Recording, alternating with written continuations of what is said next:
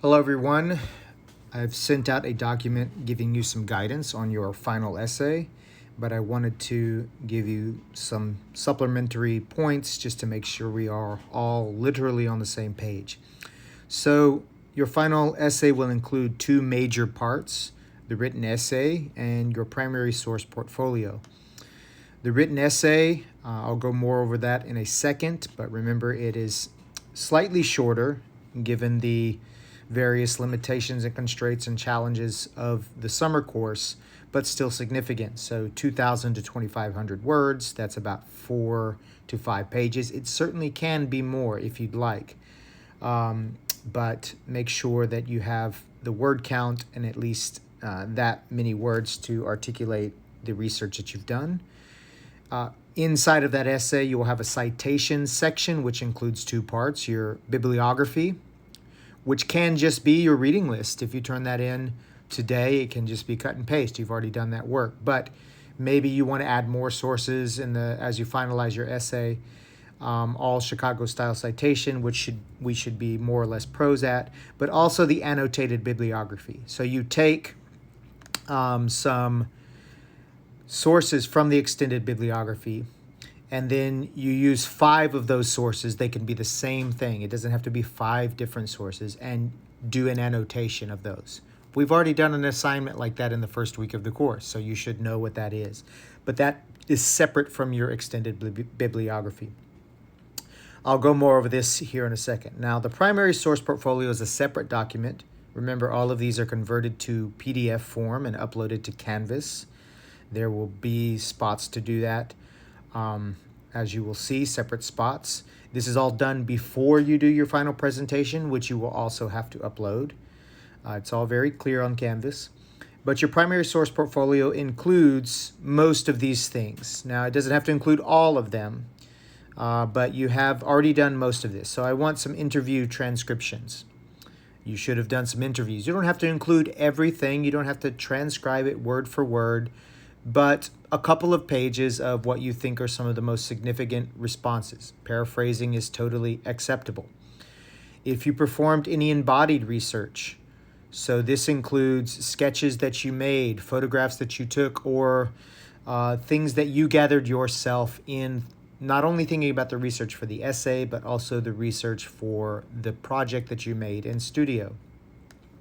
I would also like a section on some of the process photos you've done from the studio. Most of you have already done this for your learning portfolio. So just slide it over into a nicely done document. You know, this stuff should be all things you've already been doing. It's just a matter of using your time to organize it. Your image bibliography, you were supposed to watch a video on how to cite images on the New School Library's webpage. But this is all the relevant images from your archival sources or other research sources. So for example, if you're doing something on masks, this would be the place to put that. So you've gathered masks from Greek theater, masks from African rituals, masks from Renaissance masquerades, screenshots from Instagram or Snapchat filters. Just put those here.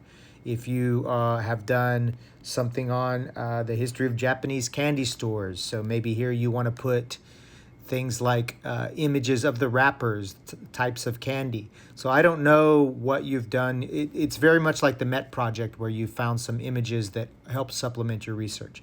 These images may appear in the essay. If you want to make this essay look more like a magazine article, that's fantastic. You should know how to use InDesign from your time course. So, you know, that may be the way that you really kind of put that into practice. And then lastly, any data or graphs. Some of you are dealing with things that have to do more with quantitative research. Just include those here. And these can also be data and graph you make yourself from your interviews. Maybe you kind of did some informal polling or research, so you might want to put that in a nice visualized way.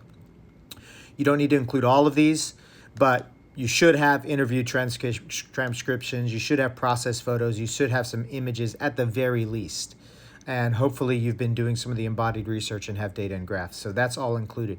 All in all, this could be, 10 pages long, but you've already done this work. So, make sure it looks nice.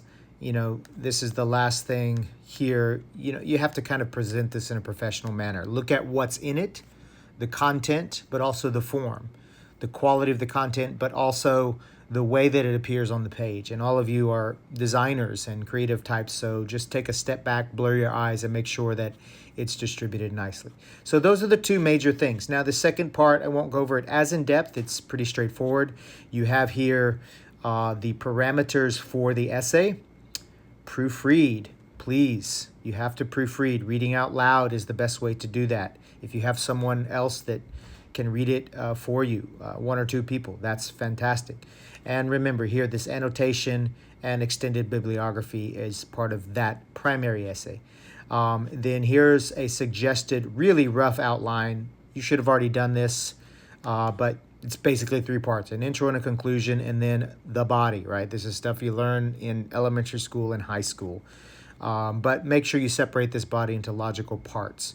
And one big pet peeve, when you indent a paragraph, either do a paragraph, a line break, or indent the start of a paragraph. There's a new thing going around where people don't indent or identify their paragraphs, and it's super annoying at the very least, if not grammatically wrong. Then, if you want to, this is optional, a separate page of a postscript. I would love to hear your thoughts on the process, what future directions. You're going to do some of this in your presentation anyways, but that's what I want you to look at. Okay, so hopefully that helps. And again, if you have any questions between now and really next week, not the day before, not 2 days before, but maybe over the weekend, you can send me a message, or if it's especially urgent, we can set up a short time to meet to do this. So happy writing. I'm looking forward to reading these and seeing your final presentations. Good luck.